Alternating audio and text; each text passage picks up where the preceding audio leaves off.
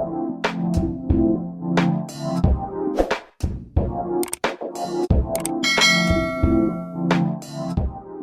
everyone, this is the Movieman coming to you all with another parking lot playback. I'm still getting used to it, but yes, I am here once again to give you all my general thoughts, my reaction / review to the upcoming film Venom: The Last Dance. Now, as someone who obviously grew up watching Spider-Man the animated series, my personal, introduction to Eddie Brock was not this.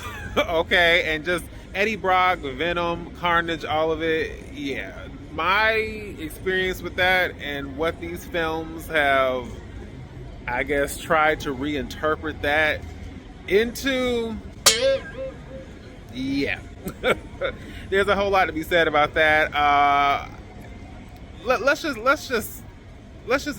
address the elephant in the room. These are not great films. They're just not. Now, I'm sure that people enjoy them. I'm sure there are aspects that people can and will enjoy, and I understand. I'm not here to, I'm not here to knock on anyone's fun or anyone's general enjoyment, because it is what it is.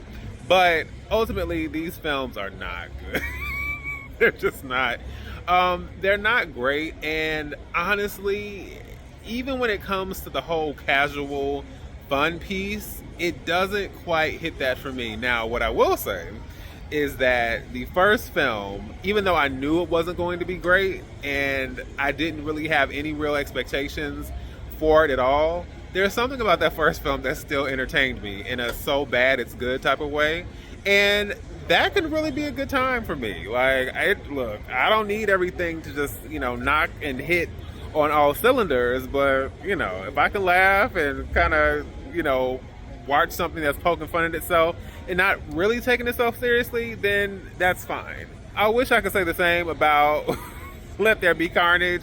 That definitely ended up on one of my end of year lists, and no, it was not for one of my favorite films of the year. I was like, I don't know if I really understood that 90 minutes could be so painful and agonizing and so drawn out, but that was the film that helped me really understand, like, 90 minutes is nothing. Like, 90 minutes is nothing. You think it's gonna breeze past, fly by completely, and then it feels like you've been there for 2 hours, 2.5 hours. So yeah, I just know. And you have Carnage, like you have Cassidy, you have like all these great elements, and I just felt that film was beyond painful. I just couldn't take it. So going into this third film, I was just like, I know what to expect at this point, so there's really no reason for me to be overly upset, overly enthused, overly anything. And I wasn't. I ultimately, in the end, walked away feeling kind of what I expected, but enjoying it in some ways more than I expected to at the same time. Like, I know what this is at this point, right? And yeah. So here's what I will say. I think that Chiwetel Ejiofor, and there's something to really be said about the talent that this trilogy has attracted.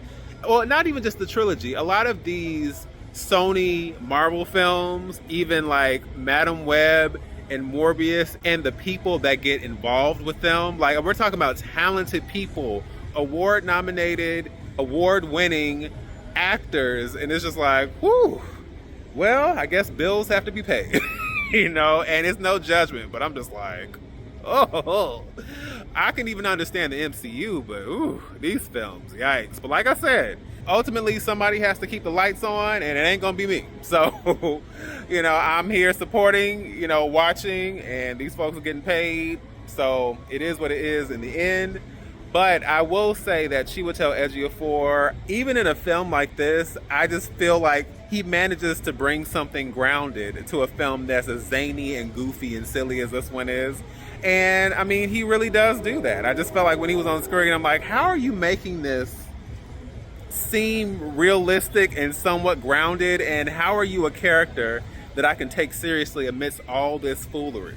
Like, it's really to his credit, I have to say. So, you know, and Chiwetel Ejiofor is one of my favorite actors. Like, he's definitely on my top 10, one of my all-time favorite actors. So, you know, it's always nice to see him. I felt like it really did give it some measure of legitimacy, and I was not expecting that. As for everything else, I mean, I just think the dialogue is still horrific, you know? And again, my expectations for dialogue are not high, but it's just like, good gracious, the things that characters say. And it's not even like dialogue. It's just like, you just have these characters saying these weird one-liners and these random quips and these weird half-hearted jokes that really don't land. I could tell the audience was trying to have fun with this, but even they were just kind of like, it wasn't like a, you know, maybe a moment here or there, but no one was really like, yay. Like, as far as the general, like, you know, scene by scene moments, it just didn't really land. And to me, and maybe I have to rewatch the first film again, but I just kind of felt like the way that they've kind of dumbed down Venom as far as the dialogue and him acting like some hyperactive child with the like, I get it. I know what the dynamic is here, but I feel like they have really, like, it's given kindergarten, it's given daycare, and I just don't really like that. And they really delved even deeper into that here, and I wasn't a fan. I think when they lean into a more serious element of the character, that's when it's like, oh, okay. But that doesn't really happen until a certain part of the film. And by that point, it's just kind of like, well, you know, we're about to close things out now. I would also say Tom Hardy. And the thing is, Tom Hardy, like a lot of the actors that have gotten roped into this, you know, this Sony Marvel franchise, I just feel like for him to be as talented as he is, I just don't know what he's doing in these films. And it's not even just like, what is he like physically, like why is he a part of these films, but it's just like, what is he actually doing as an actor? It's just like, I find Eddie to be so weak and so whack and so lame, and I understand they established that he's supposed to be a loser, but can we have like a likable loser, or like a loser with depth maybe? I just felt like he just was like, and yeah, like, I'm just like, dude, buck up, like, like, wipe your face and find some shoes. There was like this recurring thing where he kept losing his shoes, and I was like, okay, and like, yeah, so yes.